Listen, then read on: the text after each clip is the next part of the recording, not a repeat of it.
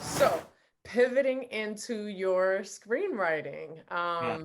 how does all of this inform your screenwriting? Where are you? Let's start here. Where are you on the journey Mhm. of? I'm assuming you're still going to hold on to to playwriting and still Yeah. potentially do more playwriting, but yeah, where are you in that kind of like on the process of becoming a Yeah. screenwriter?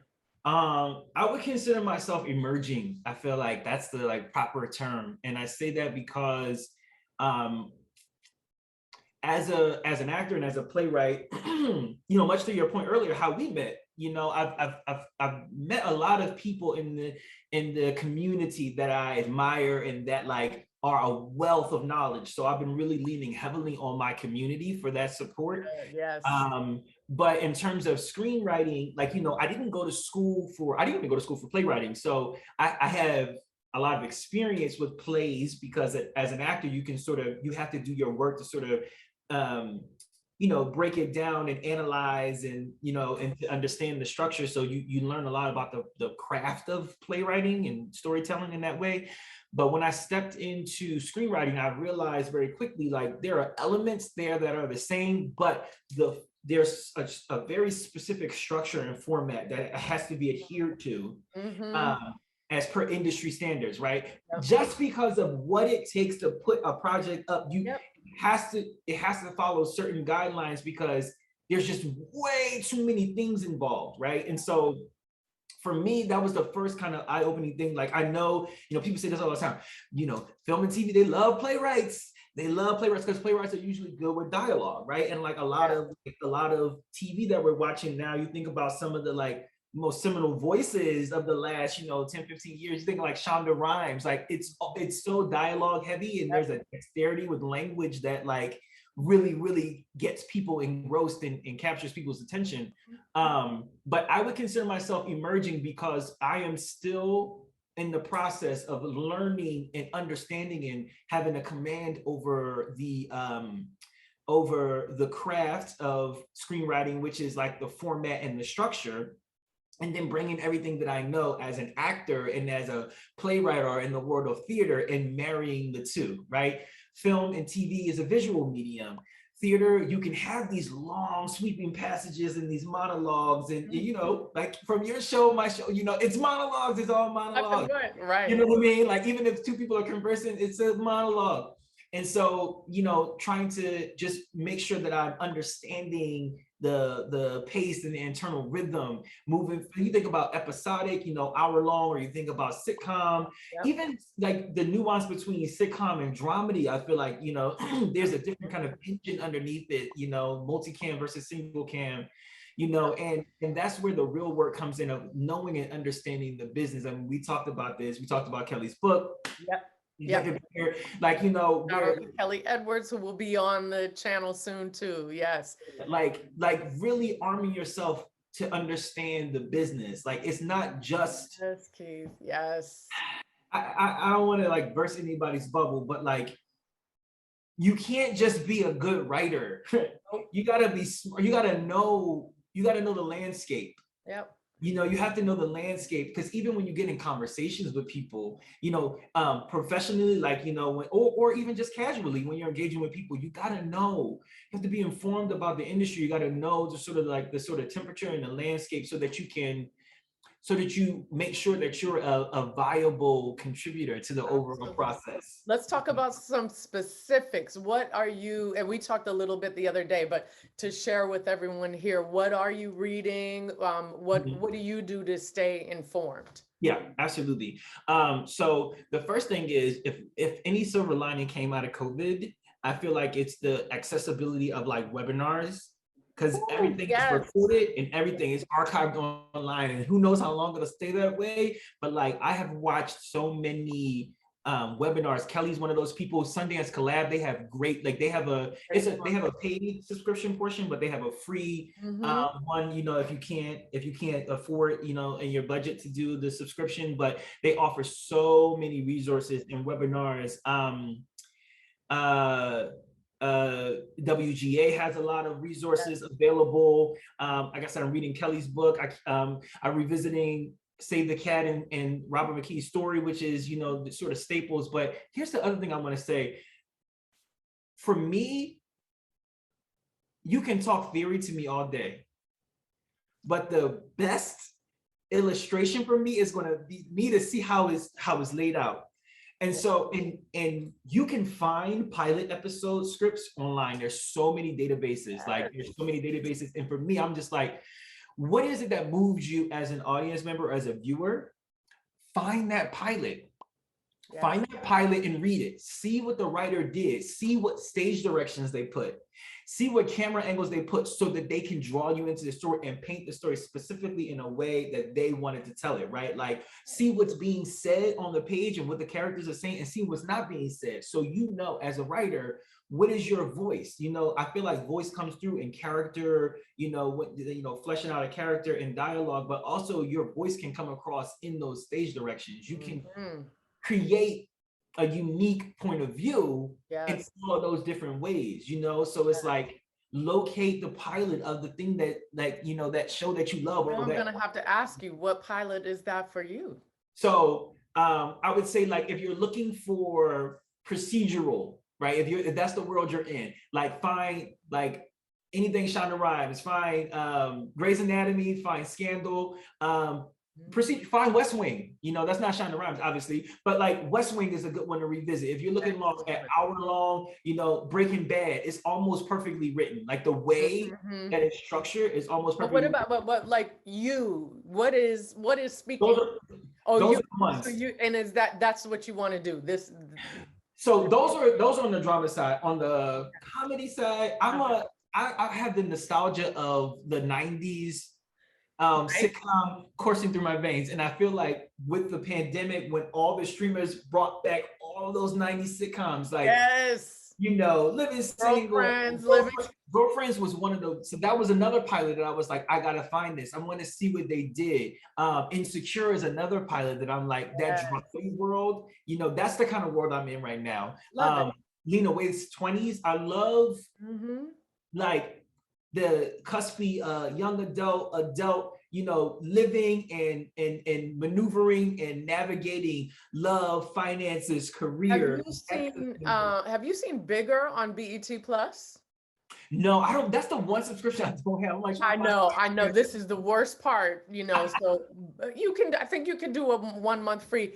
It's Alicia Mary, show creator. It's excellent. This is one of those ones that, because it's on BET Plus, then that really kind of makes the audience exclusive to folks that watch BET.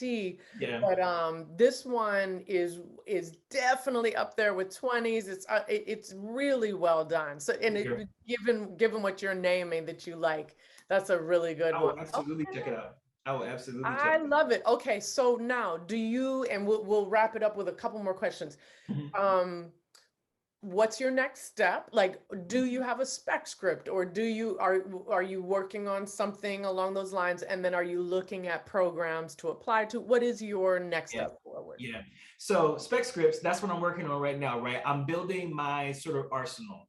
And I feel like people have different opinions about what they need to be. And I think also it depends on your background. Like, I know somebody who has written a mammoth of a play that like people were excited about, and like got him representation and everything, and got him his first staff job. Wow. So he didn't have a TV spec script, and he's actually working on an original pilot now that's in development, but it took him a year or two to even start working on that because he kept getting staffed, right? So that's a unique, atypical you know, experience. But all that to say, what's in your writing arsenal, right? I think like having like 2 fully written, polished pieces of material and like a third one. So like in your lane and in your genre, right? Like, okay, if it's rom-com, you know, if it's elevated, grounded sci-fi, if it's family drama, like, you know, 2 things in your lane. Yes. Because that's people You'll be strong at it. They just need to where we put you for right now. And once you get in, you can. And it's good too, it's good for you too, because you will do it, Yeah, right? Like it's because you have the confidence of it being something you like or you feel good about, you'll get it done. Because absolutely. really what we're gonna say is like, it's real hard for me when writers reach out and they don't have anything yet, and it's like, Yeah. oh, I can't do anything right now. Yeah. Like, so you Listen, got to just get that done. Yeah. we're talking to the person who's like full of like potential people to reach out to and da da da, but you got to have the thing. So I would say, so I'm working on a 30-minute dramedy, Nice. I've already written like a multicam pilot. HBC is about HBCUs. Yes. Imaginary HBCU. But yeah, it's kind of harkening back to like that a different world. But what would that be like? It's like a different world and Grownish, like a mashup in like a multicam. What does that look like, in today's age? And then I think that third piece can be, I don't know, it could be a short story, it could be a play, it could be something else to show your writing ability. But like having two, because people want to know, number one, like, do you understand format? Do you understand the craft of screenwriting? Like, because if that's ground zero. If you don't got that, then we got to start there. And then, how do you craft a story within that structure, with that format? Do you understand structure, act breaks? Where is your narrative tension? All these things. How are you with dialogue?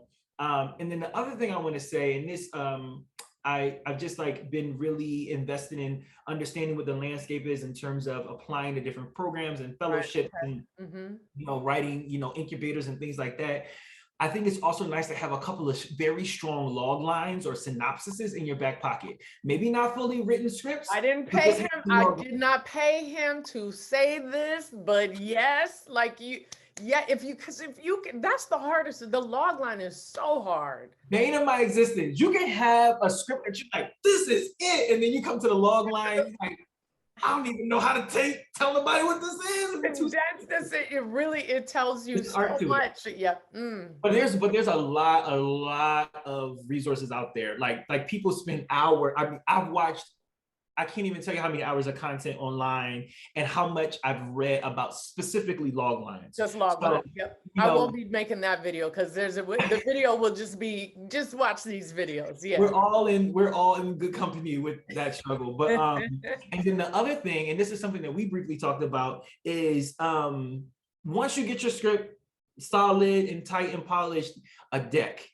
Some visual representation, that's something that is just, it just gives you a taste of what it is. You let us know clearly what the story is, what world we're existing in, and, just like kind of whets our palate to what this world is, and lets us know if we have the interest of digging or delving a little deeper into, actually reading the full script, because nobody really has time to read full scripts, unfortunately. I know this breaks my heart, but I just gotta kind of reiterate on this point for a couple of reasons. One is because we started off talking about theater, talking about playwriting, and in playwriting, it is so much about the text on the page, and the scenic design, all of that comes later, right? But it's really about the text on the page. Screenwriting is not. Like we need to be able to visualize it as we are reading it, right? And so you've got to if you're coming from a theater background, that is a skill that you really have to kind of a muscle that you have to strengthen and practice with. The fact I didn't know that you had done short films, that's so smart too, because you get that point of like, okay, now this is a visual medium, and the pitch deck is so important because one, yes, unfortunately, we don't have time. Well, and we know right away, right? Like, we don't want to waste your time either. So we'll know when the first 3 pages of the pitch deck, even if it's phenomenal and we're like, no, I can't, my company won't take that, right? My company won't make that.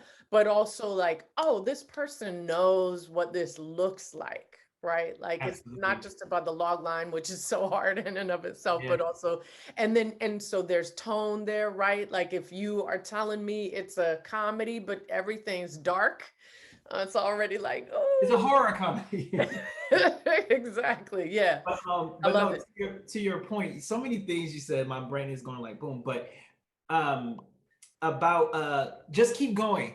Keep going. If you send your pitch deck to somebody and they say, oh, it's not right, it doesn't mean that it's a bad project. It's just like you said, it may not be the demographic or the psychographic that that company appeals to, or that that network appeals to, and that goes back to understanding the business. You know what I mean? A no doesn't mean it's not worthy. It just means no, not right here. It's Not not this is here. good. Oh, You know what I mean? absolutely. Kelly's book is great about that too, which is like Absolutely.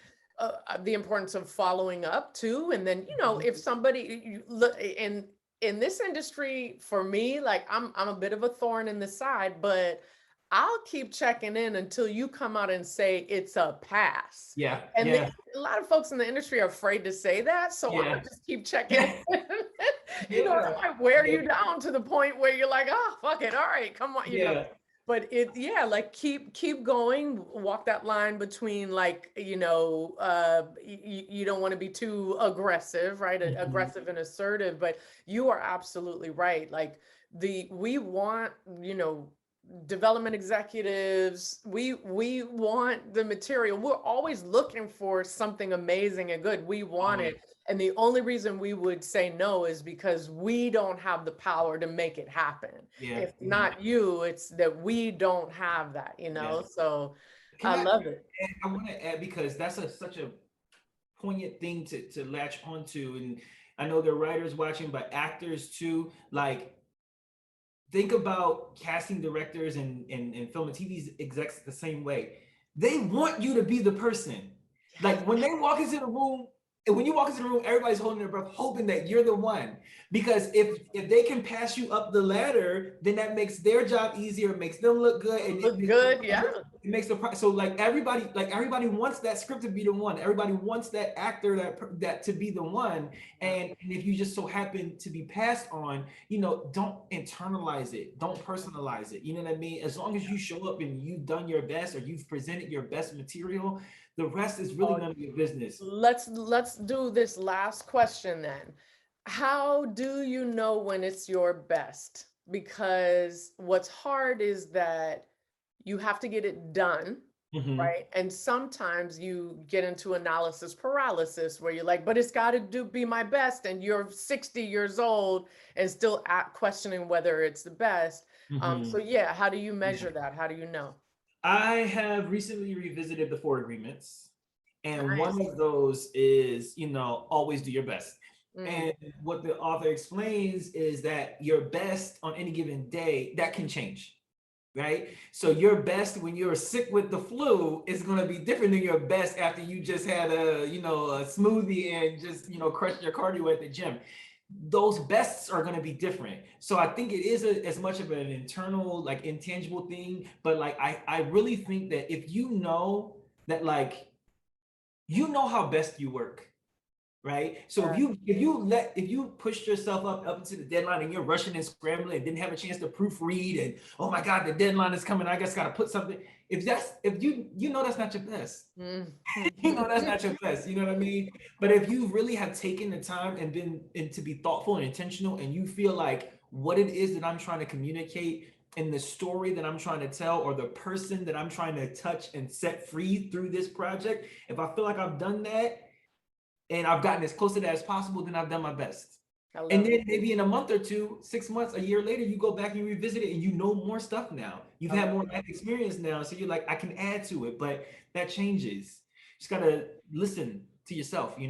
I will just add to that because I try to, there's another one that I try to drive home a lot, that writing is a very, it's an isolated activity, right? Like you are on your own, but the work is not. The work is purposely about Mhm. others being exposed to it. So before you hand it in, have other people read it. Community. Community. And listen, you can start a writing. I started a writing, peer writing group over the Yeah. course of the pandemic. Do whatever works for your schedule, but just having a space and people to be accountable to, putting your voice and your work out there in front of other people, having them read it, and learning how to accept constructive Ooh, feedback. Yes. important things. And that's something you can do. You don't need school. You don't need a film exec to tell you, yes, green light your project. You don't need anybody to do that. All you need is you and a couple of other like-minded people. Perfect. Perfect. Keith Wallace, thank you so much for being on the True Julo channel. My pleasure. And I can't wait. Like, you gonna be up on the stage getting an Emmy, and I'll be like, I'll put this episode back up and be like, we talking. Right. I'll be coming on stage right after you leave from getting yours. You're good. You're good. And I was gonna say, if Emmy's your thing, maybe it's the NAACP Image Award, or maybe it's, you know, like, I want all of them. Yeah. Give me all. I love it. I love it. Thank you so much. Stay in touch for real. Yeah. Absolutely. And keep me posted on all this going down. All right, Absolutely. Keith. Have a great day. You too. Okay. Bye, Bye. everybody.